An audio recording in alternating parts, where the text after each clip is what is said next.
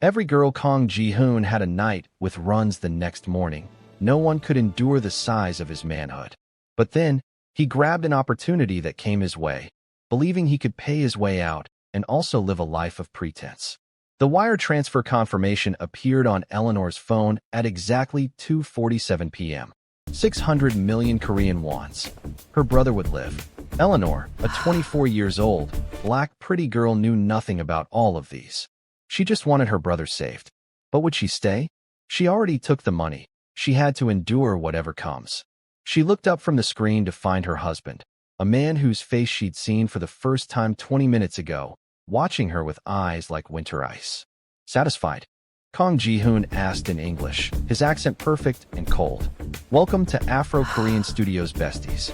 If this is your first time visiting my channel, please do well to like and subscribe so you can get notified each time I drop an episode of these beautiful stories. I am sure you don't want to miss out.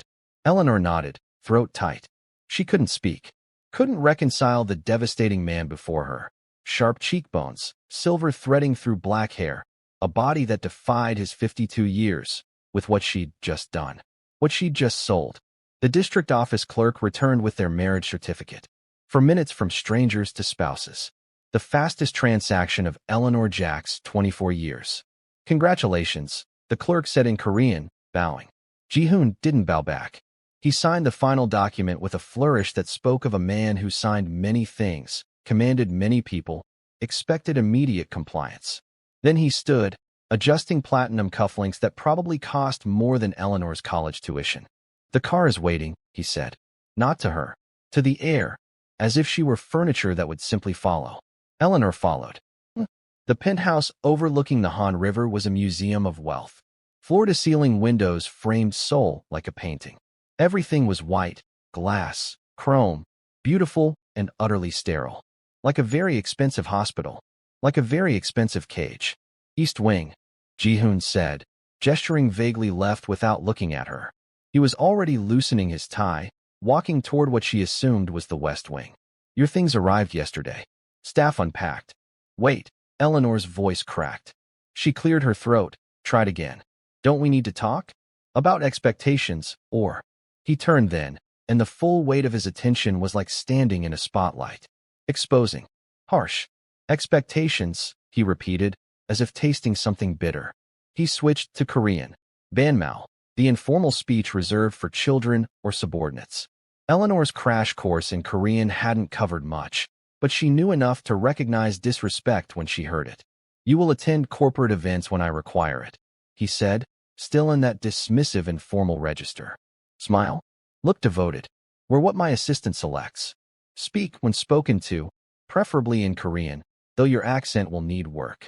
Eleanor's hands curled into fists. And in private? In private, you stay out of my way because you won't endure 5 minutes with me. His voice was clipped, each word a small knife. You have the East Wing. I have the West. We speak when necessary for appearances. Otherwise, we're strangers sharing an address. For 2 years. For 2 years, he agreed. After which you'll receive your settlement, Korean 1800 million, and we'll divorce quietly. You'll sign an NDA. You'll disappear back to London or wherever it is you came from. Manchester, Eleanor said quietly. I don't care. He turned away again, done with her. Dinner is at 7 when I'm home. I'm rarely home. Don't wait up.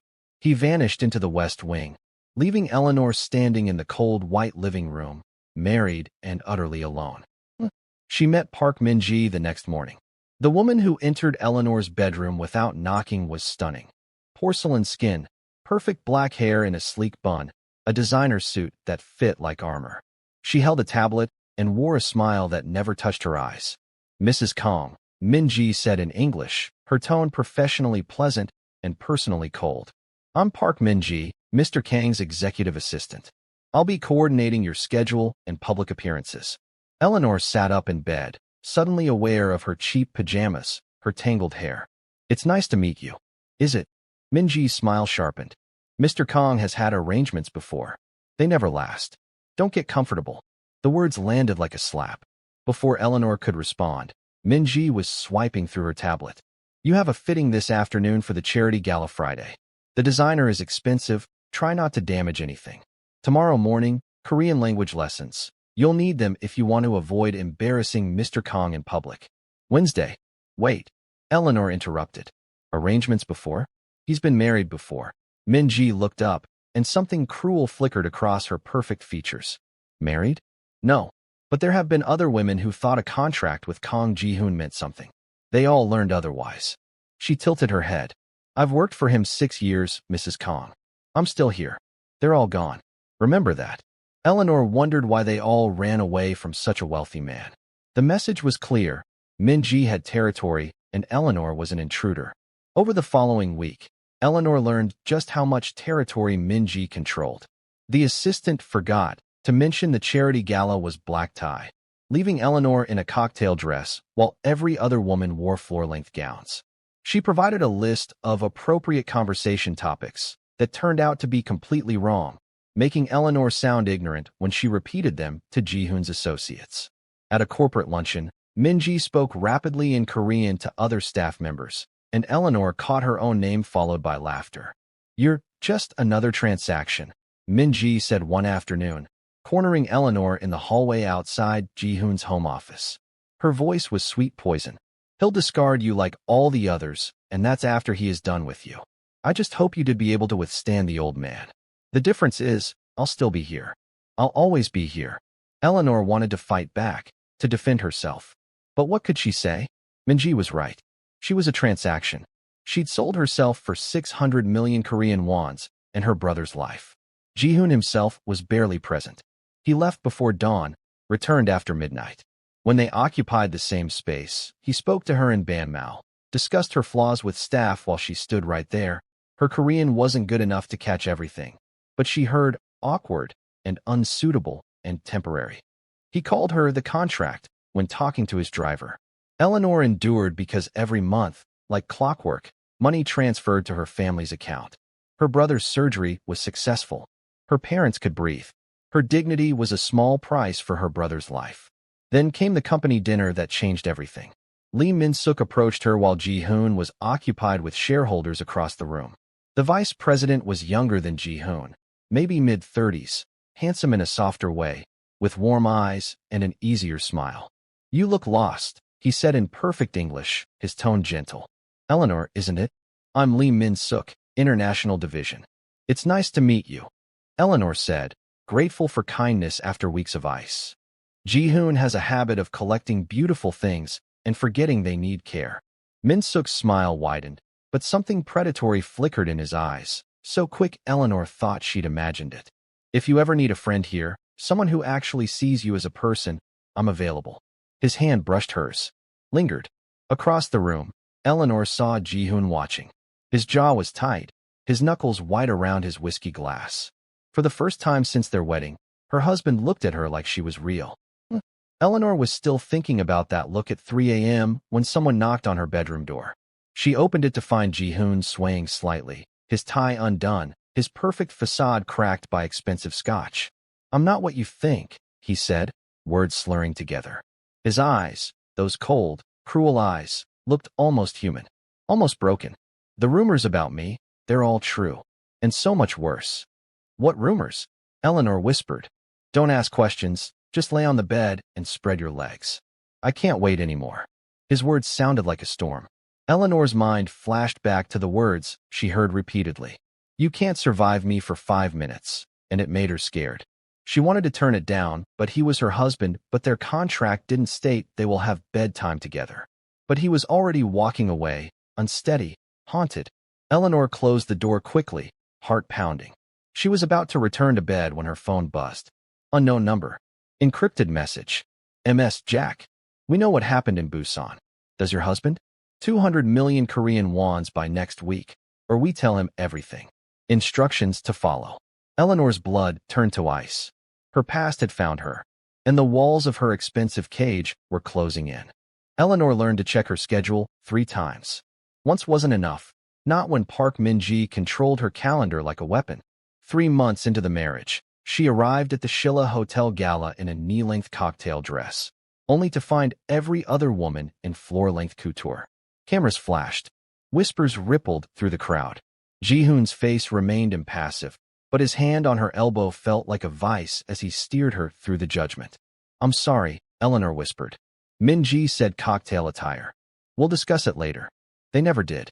Ji-hoon simply stopped looking at her for a week. Min-ji's campaign was surgical in its precision. She rearranged Eleanor's schedule so she missed a crucial meeting with Ji-hoon's mother, then expressed deep concern to Ji-hoon about Eleanor's adjustment issues. She spread rumors among the household staff, and suddenly the housekeeper looked at Eleanor with contempt, the driver with pity. Mrs. Kang complained the water wasn't the right temperature. Eleanor overheard Min-ji telling the head of staff in Korean, words Eleanor had finally learned to understand. She sent back her breakfast twice. Very particular, that one. All lies. But effective. Eleanor was drowning, and no one was throwing her a rope. Then Min-seok became her lifeline. Or so it seemed. The shareholders' dinner was held at Busan, a Michelin-starred restaurant in Gangnam. Eleanor sat beside Ji-hoon, playing her role, smiling, silent, decorative. Her husband was deep in conversation with board members, his attention never once turning her way. "Eleanor." Min-seok appeared beside her chair, drink in hand, smile warm. "You look lovely tonight. That color suits you." She wore emerald green, the one dress Min-ji hadn't sabotaged. "Thank you. Your Korean is improving." He switched to English, pulling up a chair without asking. "I heard you're taking lessons." "That's admirable. Most people in your position wouldn't bother."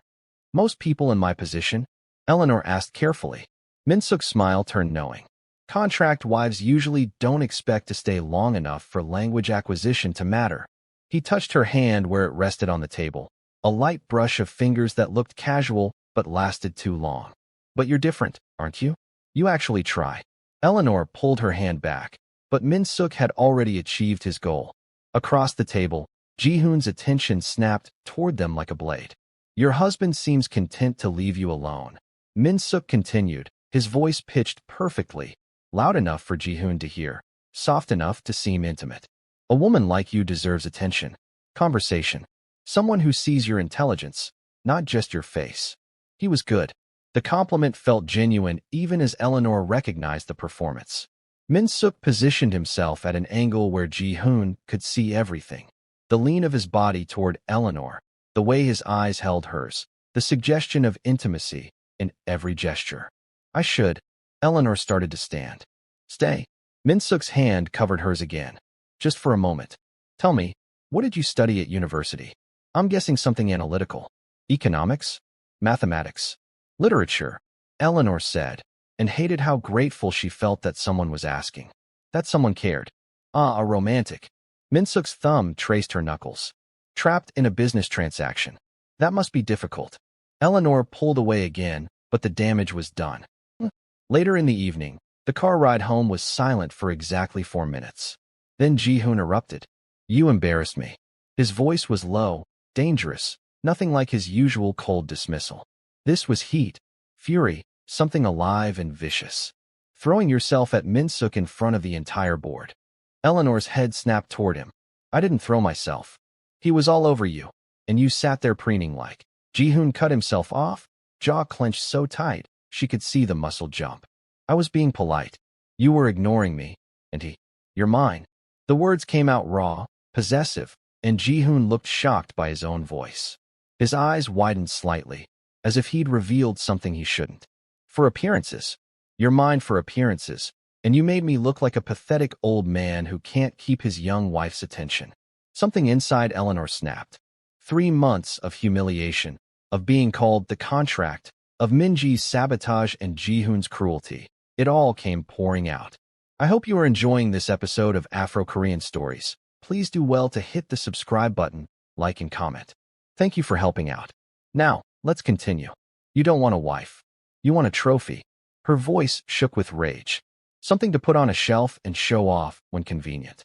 So don't you dare act jealous when your trophy does exactly what you bought it for. Looking pretty and making conversation when you abandon it at dinner parties." Ji-hoon stared at her, something dangerous and hungry flashing in his eyes. He leaned closer, close enough that she could smell his cologne, cedar, and something darker, more complex. "You think I'm acting?" His voice dropped to barely a whisper, intimate and threatening at once. Then he was out of the car, leaving Eleanor shaking in the leather seat, her heart pounding against her ribs. The Cartier box arrived at breakfast. Small, wrapped in the company's signature red, placed beside her coffee by a stone-faced housekeeper. Inside, a bracelet of twisted platinum and diamonds that probably cost more than Eleanor's education. The note was handwritten in sharp, angular script. I overstepped. Forgive me. K. Eleanor stared at it, confused. Was this an apology? A claim of ownership? Both. Beautiful, isn't it? Min-ji appeared in the doorway, immaculate as always in a cream suit. She held 2 coffee cups and wore an expression of sympathetic concern. May I join you? Without waiting for an answer, she sat across from Eleanor, sliding 1 cup toward her. I heard about last night. The argument. I'm sorry. Eleanor's defenses went up immediately. You heard? The driver mentioned it. Min-ji sipped her coffee delicately. Eleanor, I know I haven't been welcoming, but I've worked for Ji-hoon 6 years. I've seen him destroy things he cares about. I thought you should know what you're dealing with. I'm listening. He was engaged once. To a woman named Seo-yeon. Min-ji's voice dropped, confidential. Beautiful, intelligent, from a good family. He loved her, really loved her, in a way I've never seen before or since. They were planning the wedding. Everything was perfect. She paused. Then she left him 3 days before the ceremony. No explanation. Just gone. Eleanor felt something twist in her chest. Why? No one knows. She destroyed him.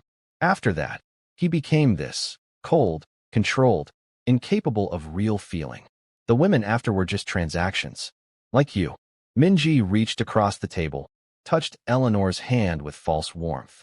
I'm not trying to hurt you. I'm trying to help you understand that what you saw in the car last night, that possessiveness, it's not real feeling. It's ego. Ownership. He doesn't want you. He just doesn't want anyone else to have what he's purchased. The words burrowed into Eleanor's mind like parasites. Min-seok asked about you yesterday. Min-ji continued, as if the thought just occurred to her. Whether you're happy here. Whether Ji-hoon treats you well. He's always been the white knight type, attracted to damsels in distress. Just be careful. Men like that can be overwhelming. It was perfectly executed. Ji-hoon painted as damage beyond repair. Min-seok positioned as the sympathetic alternative. Eleanor's phone buzzed. She glanced down. Unknown number. You're stalling. 200 million Korean wons by Friday, or we contact Busan police with your location. Her hand tightened around the phone. Everything all right? Min-ji asked, all false concern. Fine, Eleanor lied. Min-seok's gifts started arriving the next day. First, a book, The Architecture of Seoul, with a note. Thought you might enjoy understanding this city better. Your husband is a fool for neglecting you. MS. Then flowers. White orchids in an expensive arrangement that dwarfed the Cartier bracelet Eleanor still hadn't put on. Then a private invitation to an art gallery opening. Come. Bring Ji-hoon if he can spare the time. Though between us, I hope he can't. I'd enjoy your company alone. Eleanor knew she should throw them away. Knew this was a game she didn't understand.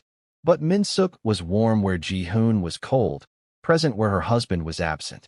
When they encountered each other in the Kang group lobby, accidentally, though Eleanor suspected nothing with Min-seok was accidental, he guided her to a quiet corner with a hand on her elbow. I'm glad I caught you, he said. I wanted to apologize if I made you uncomfortable at dinner. That wasn't my intention. It's fine. It's not fine. Min-seok's expression turned serious. Eleanor, you should know something about the man you married. The real Ji-hoon, not the image he projects. He glanced around, lowered his voice. Do you know about the Gangnam redevelopment project? The one that displaced 300 families. Eleanor shook her head. Ji-hoon orchestrated it. Those families were paid a fraction of what their properties were worth. Some had lived there for generations. When they protested, he used legal pressure and political connections to force them out. Made billions while those people lost everything. Eleanor felt sick. I've tried to change things from inside. Min-seok continued, his hand finding hers again. Tried to push for ethical practices, fair dealings. But men like Ji-hoon don't change. The corruption is too deep, too profitable. I just thought you should know who you're living with. He squeezed her hand, his eyes full of manufactured concern. If you ever need to talk, to get away from that house, I'm here. What Eleanor didn't know, Min-seok's endgame had nothing to do with saving her. Ji-hoon had blocked his promotion to CEO of the Singapore division 3 years ago. Stealing Ji-hoon's wife, even a contract wife, would be the perfect revenge. Humiliation served cold. That night, Eleanor's phone buzzed again. Friday, Eleanor thought about the 200 million Korean won's wire transfer with instructions attached. Or should we tell your husband about the Busan murder you witnessed? About how you ran instead of testifying? About the powerful family still hunting you? Eleanor sat on her bed in the East Wing, thinking about the preparators that surrounded all her side. Min-ji, who wanted her gone. Min-seok, who wanted to use her. The blackmailer, who wanted her money. Ji-hoon, who wanted what? Her obedience? Her silence? Her? She looked at the Cartier bracelet still in its box. At Min-seok's flowers wilting on her dresser. At her phone with its 200 million Korean won's demand. Eleanor realized with crystal clarity she was prey in a game where she didn't know the rules. And she had 4 days to figure out which predator would strike first. When it was finally Friday, she decided to go. The cafe in Itaewon was chosen for anonymity, full of foreigners, loud enough that conversations disappeared into noise. Eleanor sat in the back corner, hands wrapped around untouched coffee, watching the door. Choi Sang-woo arrived exactly on time. Mid-40s, unremarkable in every way, the kind of man designed to blend into backgrounds. He slid into the seat across from her with a manila folder and a smile that never reached his eyes.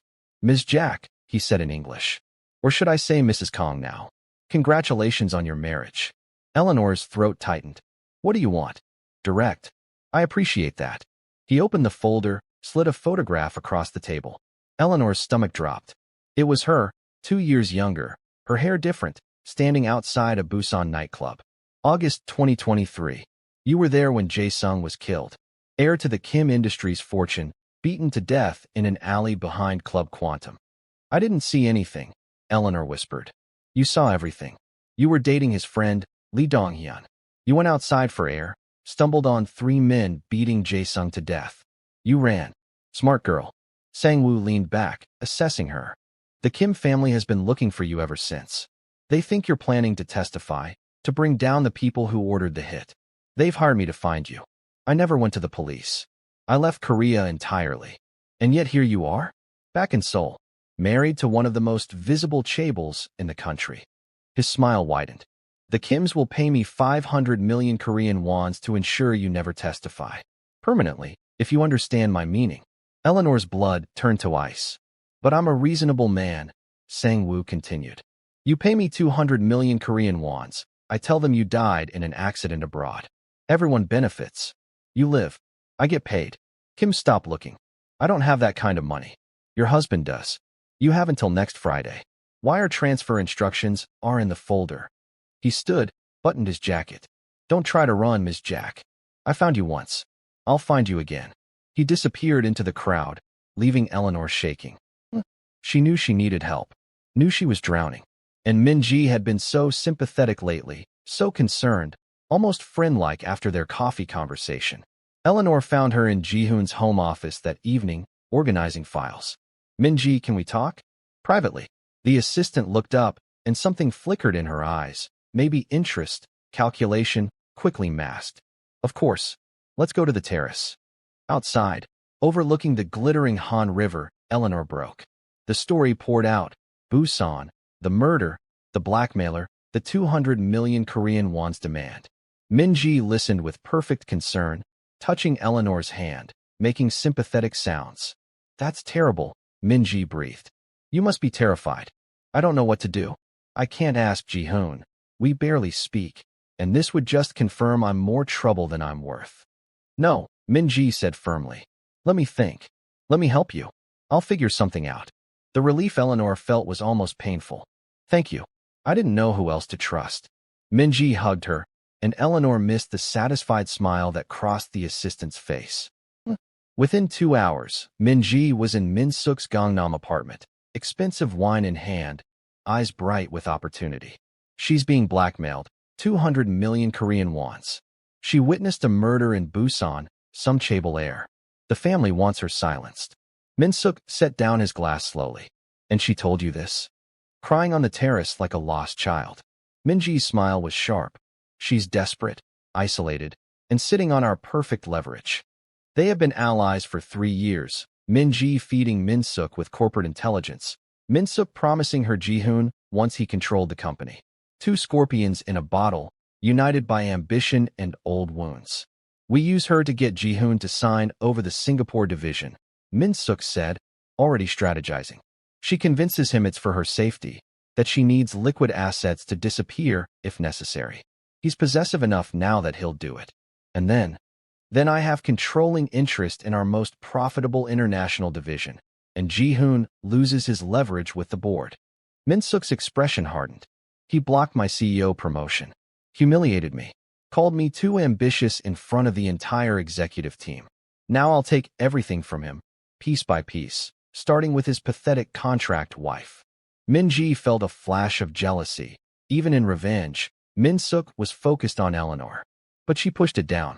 Once Ji-hoon was destroyed, once Eleanor was gone, Min-ji would finally have what she'd wanted for 6 years.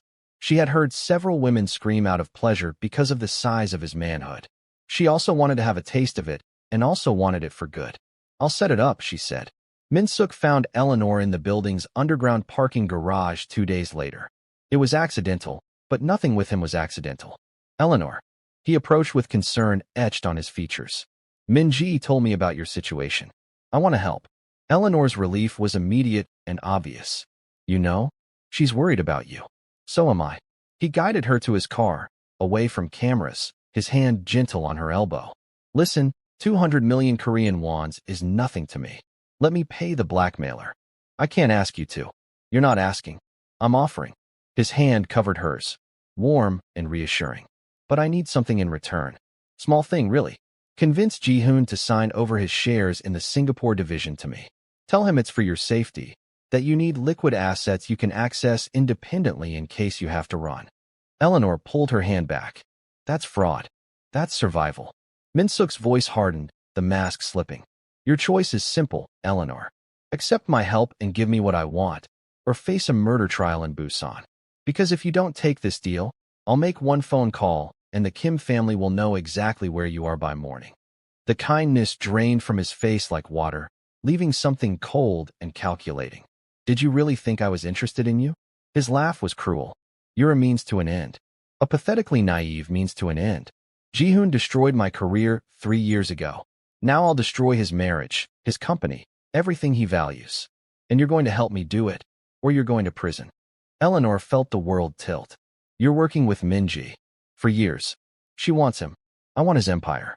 You're the perfect weapon for both. No. Min-seok's expression turned dangerous. No. I won't do it. Eleanor's voice shook, but held firm. Find another weapon. She walked away on trembling legs, Min-seok's laughter following her to the elevator. That night, Eleanor knocked on the West Wing door for the first time in 3 months. Ji-hoon opened it in shirt sleeves, tie discarded, looking tired and surprised. Eleanor, I need to tell you something. Everything. And you're going to hate me, but I can't. I can't keep lying anymore. He stepped aside. Let her in. His private space was warmer than she expected. Books, artwork, a half-finished glass of whiskey. Evidence of an actual person living here, not just the Ice King everyone saw. Eleanor sat on his sofa and confessed everything. Busan, the murder, running instead of testifying, the blackmailer, Min-seok's proposition, her past, ugly and desperate, laid bare. I witnessed a man die, she whispered. And I ran because I was terrified, and now people want me dead or in prison, and I'm so sorry I brought this into your life. I understand if you want to end the contract. Stop. Ji-hoon's voice was cold, but not at her. He was staring at nothing, jaw clenched. This blackmailer. Name, Choi Sang-woo. Private investigator. And Min-seok knew all this. Min-ji told him. They wanted me to manipulate you. Ji-hoon stood, began pacing. Eleanor had never seen him like this, controlled fury barely contained. You came to me. Instead of doing what they wanted, you came to me. You're my husband, Eleanor said simply. Even if it's fake. Even if you hate me. You deserve the truth. Ji-hoon stopped pacing, looked at her with something raw in his eyes. I'll handle it. You can't just watch me. Ji-hoon made 3 phone calls. By morning, Choi Sang-woo was arrested on embezzlement charges, evidence manufactured but flawless. By afternoon, the Kim's family received an anonymous package. Security footage showing their son's actual killer, a rival Chaebul's son, caught on camera, who had been buried. The Kim immediately shifted their focus. Eleanor was safe. She found Ji-hoon in his office at dawn, still working, exhaustion in every line of his body. "Why?" she asked. "After everything I told you." "Because you're my wife." He met her eyes. "That means something to me. More than you know." Silence stretched between them. "I've been lying to you too," Ji-hoon said finally. "The rumor about me. The impotence. It's not true." Eleanor's breath caught. It was then she thought about what the assistant had told her about what chased the other women.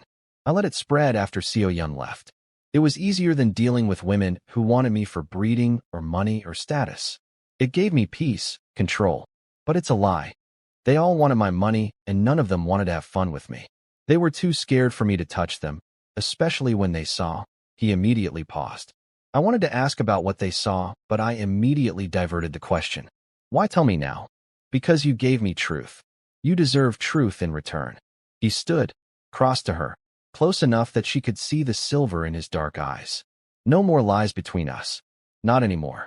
Eleanor reached for his hand. He let her take it.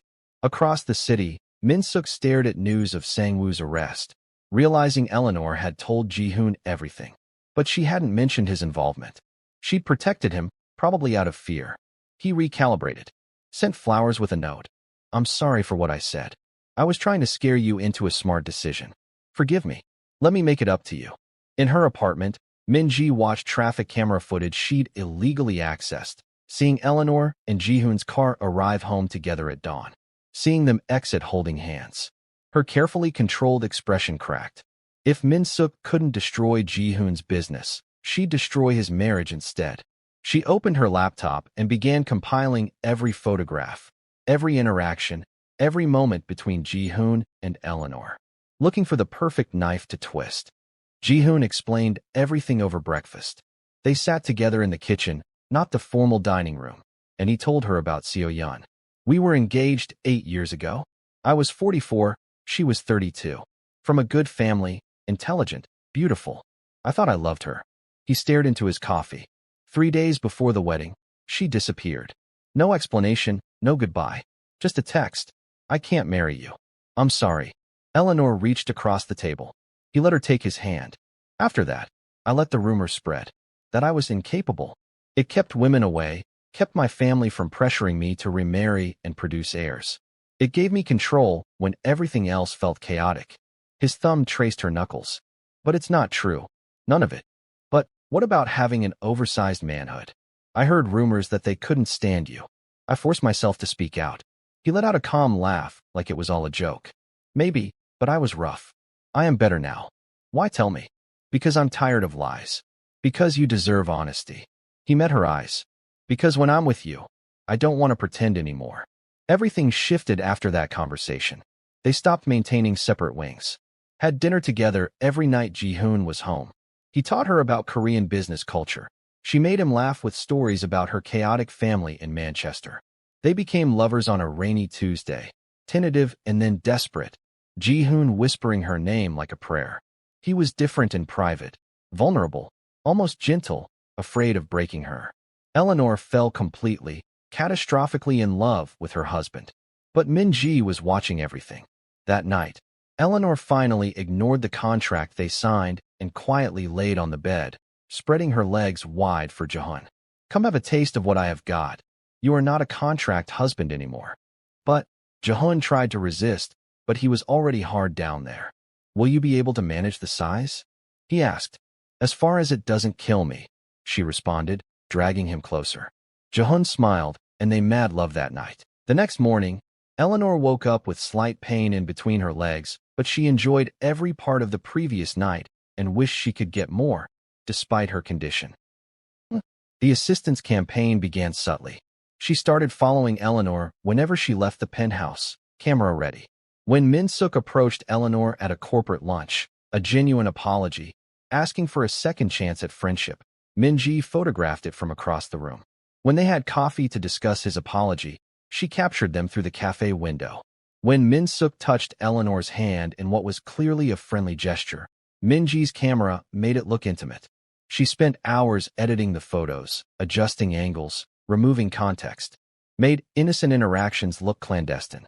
Then she began her assault. The first anonymous message arrived on Ji-hoon's phone during a board meeting. "Your wife is busy while you work." Attached was a photo of Eleanor and Min-seok laughing over coffee, cropped to look private and romantic. Ji-hoon stared at it, jaw tight, but he said nothing to Eleanor. The second message came with video, Eleanor and Min-seok talking in the lobby, his hand on her arm, edited to remove the part where Eleanor stepped back, where she clearly established distance. Min-ji also fed carefully crafted information to rival board members. "I'm worried about Mrs. Kang," she confided to Director Huang over drinks. "She asks so many questions about company operations. And she's quite close with Vice President Lee.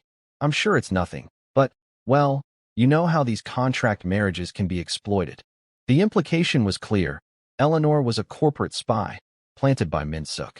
Whispers spread through the company like poison. Then Min-ji went nuclear. She sent Eleanor a message from a burner phone. "Ji-hoon is meeting with his ex-fiancée So-yeon tonight.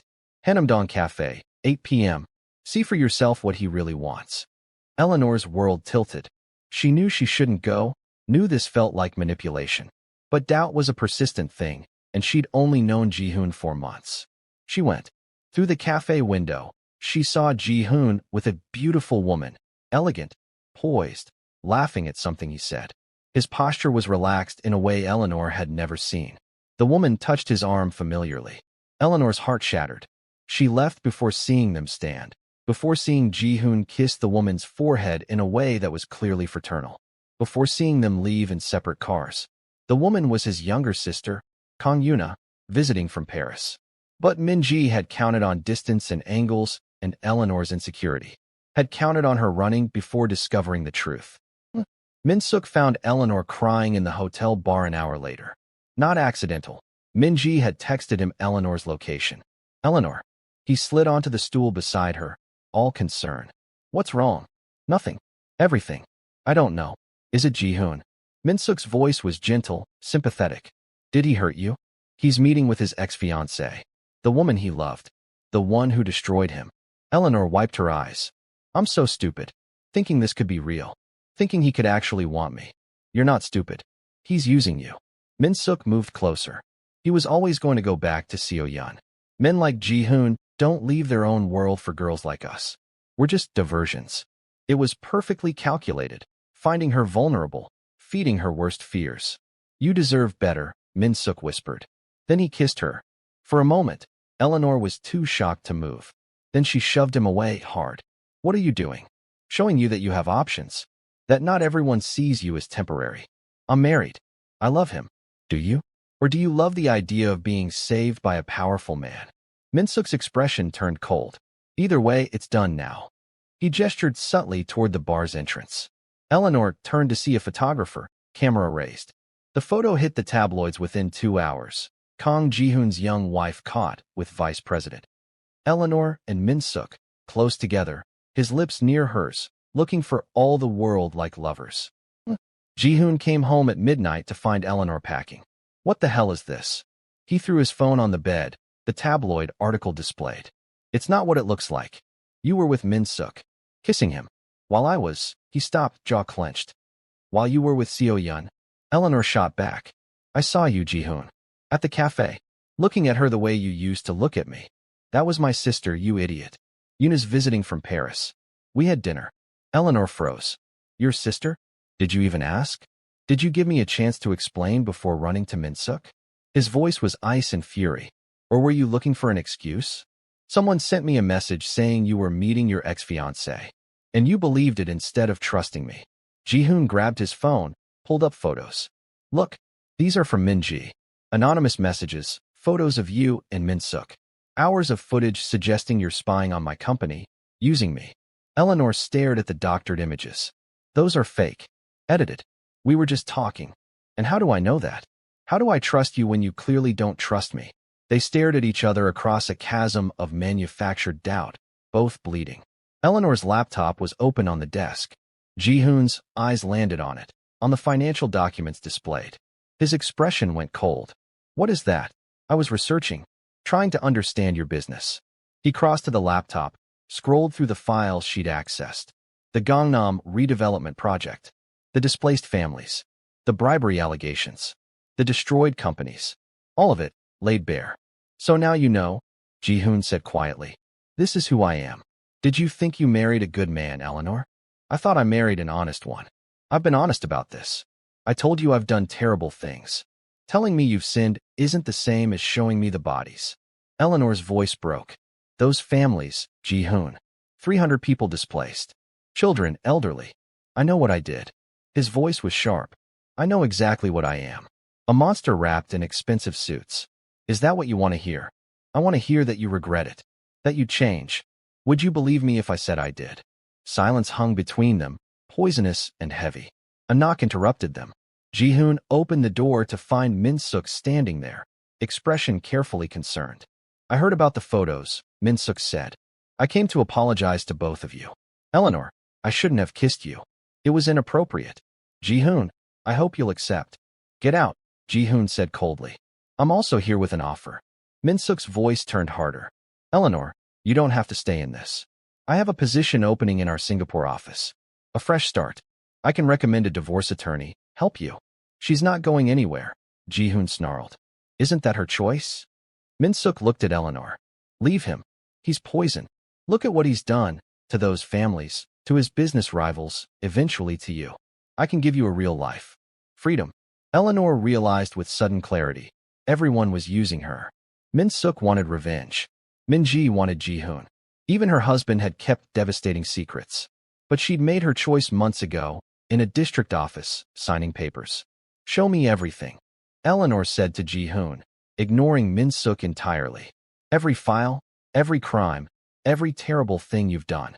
No more secrets. Whatever you are, we face it together.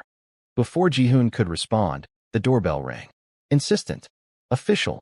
Ji-hoon opened the door to find 2 Interpol agents and 3 Korean prosecutors. Kang Ji-hoon, we have a warrant for your arrest. Eleanor Jack, you're wanted for questioning regarding the Park Jae-sung murder investigation in Busan. Min-seok smiled from the hallway. Min-ji watched from around the corner. Someone had leaked Eleanor's location to Interpol, and someone had tipped prosecutors about Ji-hoon's crimes. The trap was sprung. The interrogation room was gray concrete and fluorescent lights. Eleanor sat across from 2 prosecutors who'd been questioning her for 6 hours. One more time, Ms. Jack. Why did you flee Busan without giving a statement? I was terrified.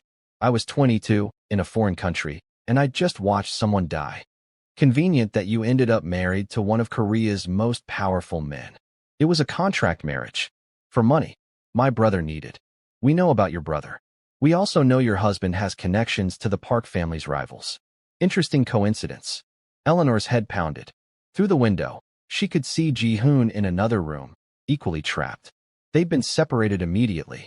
Arrested, processed, interrogated. The prosecutors had evidence, financial records, communications, witness statements. Someone had built a comprehensive case. After 8 hours, Eleanor's lawyer finally arrived. Not one she'd hired. One Ji-hoon had arranged before his own interrogation. Don't say anything else, the lawyer instructed. They're fishing. They have no physical evidence linking you to the murder, just testimony that you were present. Without cooperation, their case is weak. What about Ji-hoon? The lawyer's expression turned grim. That's more complicated. Ji-hoon's empire was unraveling in real time. His head of security, Yang Tae-soo, worked frantically to trace the leaks. Within 24 hours, he had answers. The Interpol tip came from an anonymous source, burner phone, routed through proxies. But I traced the physical location. Tae-soo pulled up security footage. The call was made from inside Kang Group headquarters. From Park Min-ji's office. Ji-hoon's expression went deadly still. Show me everything. Tae-soo had 3 years of evidence. Min-ji's illegal access to corporate files. Her meetings with Min-seok in hotels, restaurants, her apartment. Financial transactions between them. Emails discussing strategies to undermine Ji-hoon. And the final damning piece. Min-ji's communications with the prosecutor's office, feeding them information about Ji-hoon's corruption. There's more, Tae-soo said. Lee Min-seok has been embezzling from the Singapore division for 2 years. Small amounts, expertly hidden. And the photographs of Mrs. Kang. I have the original, unedited versions, along with Min-ji's editing software records. The prosecutor? Min-seok's college roommate. They've been friends for 15 years. The conspiracy was complete. Elegant. Almost perfect. Almost. Ji-hoon confronted Min-ji in her office at dawn, with Tae-soo and 2 lawyers present. You've been sabotaging me for years, Ji-hoon said, his voice terrifyingly calm. Feeding company secrets to Min-seok. Manufacturing scandals. Now you've involved prosecutors and Interpol. Min-ji's mask finally dropped. No more professional courtesy. No more carefully controlled expression. Just raw, ugly rage. Because you never saw me. She stood, shaking. 6 years, Ji-hoon. 6 years I've been perfect for you. Anticipating your needs, protecting your interests, loving you while you stayed frozen over that bitch Seo-yeon who didn't even want you. So you try to destroy me? I try to wake you up. To make you see me. Min-ji's voice broke. Then you bring in that pathetic foreign girl with her tragic story, and suddenly you're capable of feeling? Suddenly you can love? She doesn't deserve you. She's nothing. I'm the one who's been here. I'm the one who knows you. I earned you. You earned prison, Ji-hoon replied. Which is exactly what you're getting. He nodded to Tae-soo, who handed Min-ji a folder. Inside, evidence of her crimes, her conspiracy with Min-seok, her illegal activities. Corporate espionage, fraud, conspiracy. The prosecutor will receive this within the hour, along with evidence that their star witness, Min-seok, has been embezzling millions. Min-ji's face drained of color. You can't. Watch me. Min-seok made his final play that afternoon, cornering Eleanor outside the prosecutor's office. He'll destroy me now, Min-seok said, his charming mask completely gone. Use his power to crush me. Unless you convince him not to. Unless you give him up and come with me. You're insane. I'm desperate. And desperate men are dangerous, Eleanor. He stepped closer. You've seen those files. Ji-hoon's ruined thousands of lives. Destroyed families, crushed competitors. He's a monster. I'm offering you a way out. By threatening me? By offering you a choice. Leave him, testify against him, help me take him down, or I burn your family. I have connections in London. Your brother's medical payments could stop. Your parents could face financial ruin, legal troubles. I can make it all happen with one phone call. Eleanor's hand slipped into her pocket, fingers finding her phone. Recording. So you're blackmailing me, she said clearly. Threatening my family unless I betray my husband. I'm giving you options. You're extorting me, just like Choi Sang-woo did. You're no different than any other predator. Min-seok's expression turned vicious. You stupid girl. Do you really think Ji-hoon loves you? You're a contract. A transaction. The moment you're more trouble than you're worth. He's worth 1,000 of you, Eleanor said quietly.